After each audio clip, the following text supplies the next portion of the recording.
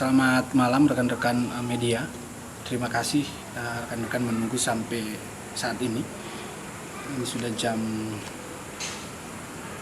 mau setengah 8. Baik, hari ini saya dari kantor hukum Glenn Morton Mingkewas, SH MHN Partner, dalam pendampingan hukum terhadap klien kami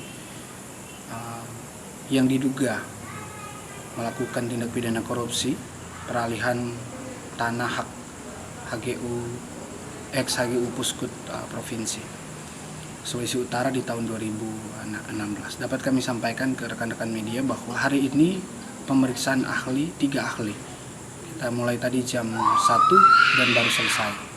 Dan dapat saya sampaikan kepada rekan-rekan ahli bahwa ahli yang dihadirkan oleh penuntut umum adalah yang pertama ahli pidana dari Unsrat, kemudian perhitungan kerugian keuangan negara dari Kanwil DJT Manado, Sulawesi Utara, dan kemudian ahli BPKP.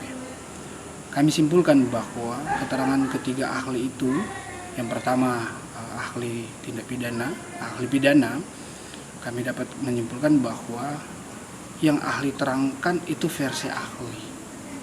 Kami coba menanyakan terkait dengan di mana mens rea terhadap klien kami. Ahli hanya menyampaikan melanggar hukum.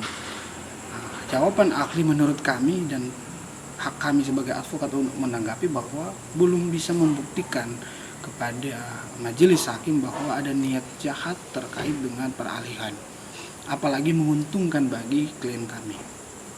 Untuk ahli perhitungan kerugian keuangan negara, kami menyimpulkan dari fakta yang kami periksa tadi terhadap ahli perhitungan kerugian keuangan negara bahwa ahli sendiri ternyata tidak mengetahui dokumen apa yang ada di tanah Puskut itu.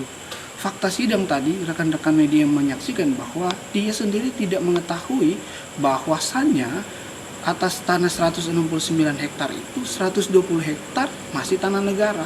Dan 49 hektar itu atas izin kementerian dikeluarkan HGB untuk PT Kons.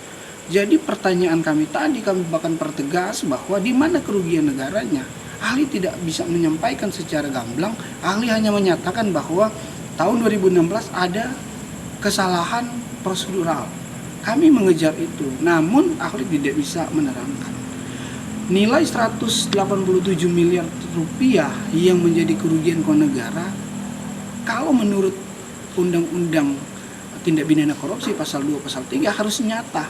Ini uang tidak nyata, tanah masih tanah negara. Kami sangat mengapresiasi majelis hakim yang dalam hal ini, ketua majelis bahkan anggota majelis yang hari ini, kami melihat bahwa majelis hakim sangat bijaksana dalam melakukan pemeriksaan. Sehingga kami berharap di persidangan berikutnya juga majelis hakim akan bersikap hal yang sama, bahwa majelis hakim mendudukkan pada posisi yang tengah. Hari ini kami menyaksikan benar bahwa majelis hakim duduk di posisi yang tengah, memberikan kesempatan seluas-luasnya bagi penuntut umum dan bagi kami advokat. Kami mengapresiasi itu dan kami berharap bahwa ke depan kami akan menghadirkan ahli, bahkan kami akan menghadirkan saksi untuk meringankan bagi terdakwa kami, bagi klien kami. Jadi begini teman-teman media, bahwa 120 hektar fakta persidangan, bukan juga hari ini, tapi fakta persidangan, saksi fakta yang dihadirkan oleh penuntut umum di persidangan sebelumnya sudah jelas bahwa 120 hektar sisa dari 169 hektar itu adalah masih tanah negara yang belum diletakkan hak apapun atas tanah itu. Sehingga kami mempertanyakan yang tadi kepada ahli BPKP, perhitungan kerugian keuangan negara, di mana kerugian negaranya? Tanah masih tanah negara. Itu yang menjadi concern kami, sehingga kami berharap bahwa ada keadilan bagi klien kami. Klien kami, sebagaimana kami ungkapkan tadi, bahwa sudah ditahan hampir 4 bulan. Bayangkan ditahan tanpa satu pemeriksaan yang valid, tanpa pemeriksaan data yang benar. Kami berharap bahwa keadilan itu akan ada.